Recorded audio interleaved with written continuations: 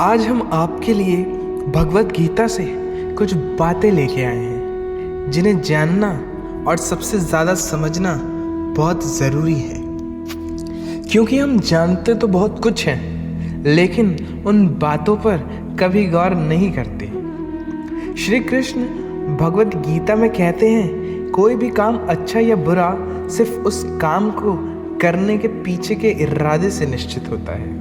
कोई भी काम अच्छा हो या बुरा वो केवल एक वजह से बनता है, और वो वजह है आपका इरादा, जो उस काम को करने के पीछे आप रखते हैं। आप उस काम को करना क्यों चाहते हैं? आप उसे इसलिए कर रहे हो ताकि उससे आपका कोई स्वार्थ पूरा हो, या आप इसलिए कर रहे हैं ताकि किसी का भला हो जाए? काम भले ही एक हो, पर उसका नतीजा इस बात पर तय होता है कि आपका उद्देश्य सही है या बुरा।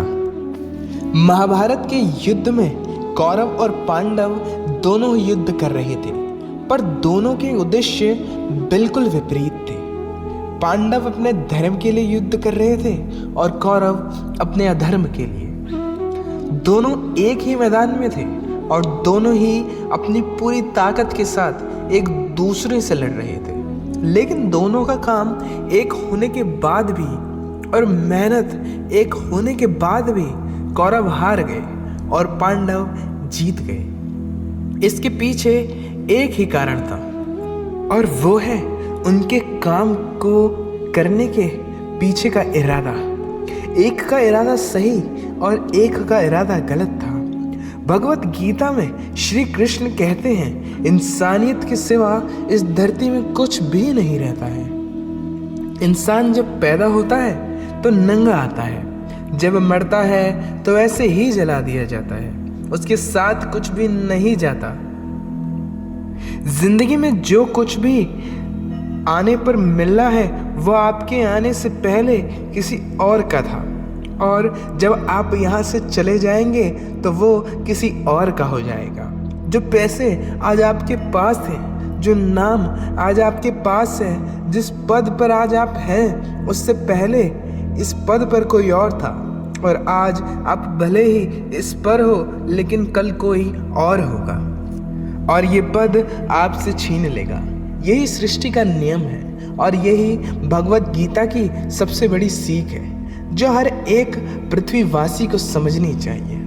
तो अगर बदलाव ही इस सृष्टि का नियम है, तो ऐसी कौन सी चीज़ है जो हमेशा रहती है, जो हमें मरने के बाद भी इस दुनिया में रहेगी? हाँ, वो चीज़ है इंसानियत। सबसे पहले आप एक अच्छे इंसान बनिए। हर एक मनुष्य उस परमात्मा का अंश है और हमारे तार सीधा उस परमात्मा से जुड़े हुए हैं। हमारी आत्मा कभी गलत नहीं हो सकती, पर हम शरीर के सुखों के लिए गलत कामों को करने में लग जाते हैं और उनका नतीजा बहुत गलत होता है। आज हमारे पास जो भी है, चाहे प्यार हो या रिश्ता, पैसा या नाम, एक दिन हमसे चला जाएगा, आपसे दूर चला जाएगा। यही सृष्टि का नियम है। जो आज आपका है वो कल किसी और का था, लेकिन जो आज आपके लिए है वो कल किसी और का हो जाएगा। श्रीमद् भगवत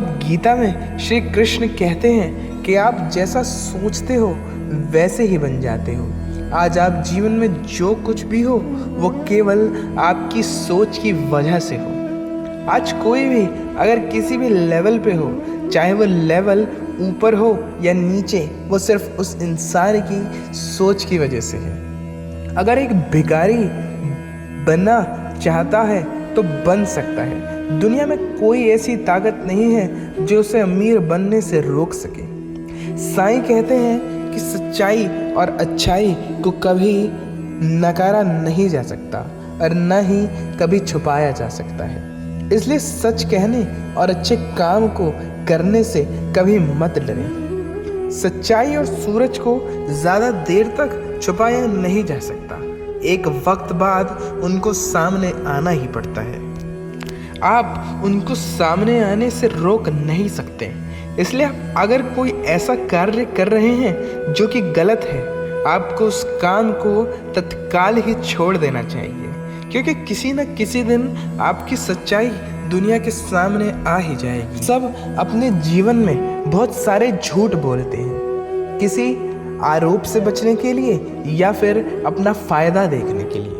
भगवत गीता में यह कहा गया है कि अगर आप कोई ऐसा सच बोलते हैं जो किसी मासूम के साथ अन्याय करता है, तो वो बोला गया सच अच्छा नहीं होता।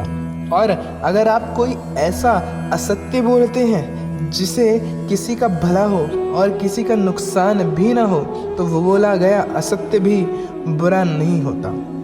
इसमें महत्वपूर्ण बात यह है कि किसी के साथ अन्याय नहीं होना चाहिए।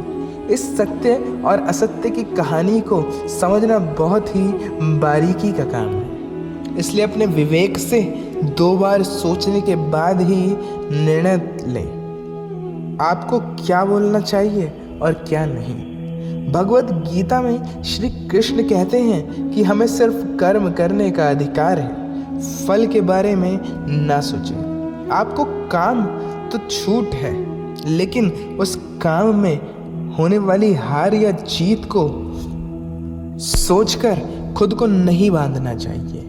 ये एक ऐसी बात है जिसे हर इंसान को समझ लेना चाहिए। अगर कोई इंसान इसे समझ लेता है तो उसका दुख 100% खत्म हो सकता है और वो बिना किसी परेशानी के मेहनत कर सकता है। ऐसी कोई मंजिल नहीं रह जाएगी जिसे वो इस दुनिया में हासिल ना कर सके। और सबसे शानदार बात यह होगी कि सब कुछ हासिल करने के बाद भी उसे कभी घमंड नहीं होगा।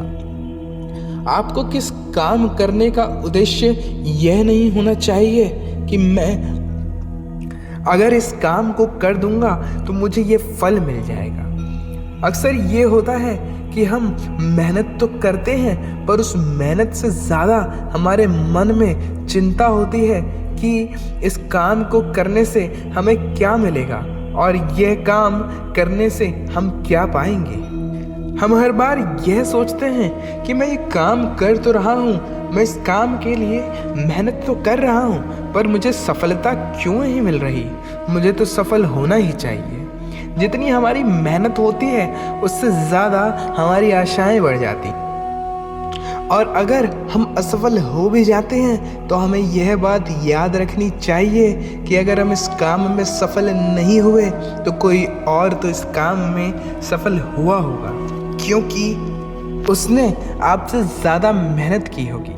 यदि वो सफलता उसको न मिलकर आपको मिल जाती है तो कहीं ना कहीं उसके साथ अन्याय होगा, क्योंकि उसने आपसे ज़्यादा मेहनत की है और उससे कर्म भी आपसे ज़्यादा संघर्षशील रहे हैं। जिस दिन आपका कर्म ज़्यादा संघर्षशील बन जाएगा तो आपको भी सफलता मिल जाएगी। साईं कहते हैं कि माफ़ करना महान व्यक्ति की निशानी है। इस दुनिया में सबसे ज़्यादा हिम्मत करने वाला और ताकत करने वाला वो इंसान होता है जो माफ़ कर देता है। एक बार सोचिए, ऐसी कौन सी चीज़ है जो भगवान को भगवान बनाती है। भगवत गीता में श्री कृष्ण कहते हैं कि चाहे कितना भी पापी इंसान हो, अगर वो अपने बुरे कर्मों को छोड़ देता है और अच्छे कर्म शुरू कर देता है तो भगवान उससे अपना लेते हैं। यानी कि भगवान इस पूरी सृष्टि के मालिक होकर भी कितना नेक दिल हैं और उनके दिल में सबके लिए जगह है और उनके लिए सब एक समान है। माफ़ करना महान व्यक्ति की पहचान है और माफ़ वही कर सकता है जो सामने वाले से किसी न किसी नज़रिए से बड़ा हो। किसी की गलती पर नाराज़ होना या गुस्सा होना बहुत ही आसान है और एक काम कोई भी कर सकता है, लेकिन हिम्मत वाले इंसान गलती करने वाले इंसान को माफ़ करके उसे एक और मौका दे सकता है। इस दुनिया में जब कोई इंसान कुछ महान कार्य करता है तो बाकी की दुनिया भी ठीक वैसा ही करती है। श्री कृष्ण ने महाभारत में कहा था, हे अर्जुन, अगर तुम लड़ाई नहीं करोगे तो हर कोई तुम्हें और तुम्हारे वंश को गाली देगा कि अर्जुन कितना कायर था, लेकिन अगर तुम युद्ध जीत जाओगे तो तुम और आने वाली दुनिया के लिए एक उदाहरण होगी। और उदाहरण ये होगा कि धर्म पर अधर्म की जीत हो सकती है। और अर्जुन, तुम जो भी करोगे तुम्हारी बड़ाई होगी, तुम्हारे आने वाली पीढ़ी भी ऐसे ही कर्म करेगी। भगवान श्री कृष्ण के वाक्य में एक और बात छुपी, और वो ये है कि अगर आप दुनिया में ऐसे किसी पद पर हो जिस पद पर कोई आसानी से नहीं पहुंच सकता, तो आपको अपने पद से दुनिया में ऐसा उदाहरण प्रस्तुत करना चाहिए जिससे किसी की भलाई हो और सबको एक ही रास्ता दिखे। श्री कृष्ण भगवत गीता में कहते हैं कि इस दुनिया में कुछ भी असंभव नहीं है। हमें ऐसा लगता है कि अपने मन को गुलाम बनाना मुश्किल है, लेकिन भगवत गीता में कहा गया है कि इस दुनिया में कुछ भी असंभव नहीं है। हम अपने दिमाग को, अपने विचारों को खुद को काबू में कर सकते हैं, बशर्ते हम ऐसा करना चाहें। और अगर इसका अभ्यास करें तो ये संभव है। जब श्री कृष्ण अर्जुन से कहते हैं कि हे अर्जुन, तुझे अपने मन को काबू में रखना है, केवल अपने युद्ध पर ध्यान देना है। इसके बाद अर्जुन श्री कृष्ण से कहते हैं, हे ईश्वर, आपने मुझसे ये कह तो दिया, लेकिन ये मन हर दुख और बीमारी की जड़ है। ऐसा तो हो ही नहीं सकता कि हम अपने मन को पूरी तरह से काबू कर सकें। पर ऐसा कौन सा तरीका है जिससे हम अपने मन को काबू में कर सकते हैं? इस प्रश्न का जवाब देते हुए श्री कृष्ण कहते हैं कि इस दुनिया में कोई भी ऐसी चीज़ नहीं है जो किसी असंभव है, जिसे कोई ना कर सके। प्रयास से हर काम को संभव किया जा सकता है। अगर कोई किसी पहाड़ को फतेह करना चाहता है तो वो उसे एक बार में नहीं कर सकता, उसे अपनी कोशिश जारी रखनी चाहिए। अगर आप किसी कार्य को करने में असफल हो रहे हैं, अगर आपको उसमें सफलता प्राप्त करनी है, तो आपको सफलता की दर बढ़ानी होगी। आपको केवल इस बात पर ध्यान रखना है कि अगर मुझे इस पहाड़ पर चढ़ना है तो मुझे सिर्फ चढ़ना है। आपको इस बार से मतलब नहीं रखना कि आप 100 बार प्रयास कर रहे हैं या फिर 1000 बार। आपको चढ़ना है और सिर्फ चढ़ना है। भगवान श्री कृष्ण कहते हैं कि इस दुनिया में सब कुछ संभव है, चाहे कोई काम हो या मन को काबू में करना। दोस्तों, आशा करता हूँ कि आपने इस वीडियो से बहुत कुछ सीखा होगा, जिसे आप अपने जीवन में ज़रूर इस्तेमाल करेंगे। मिलता हूँ आपसे अगली वीडियो में, तब तक के लिए धन्यवाद।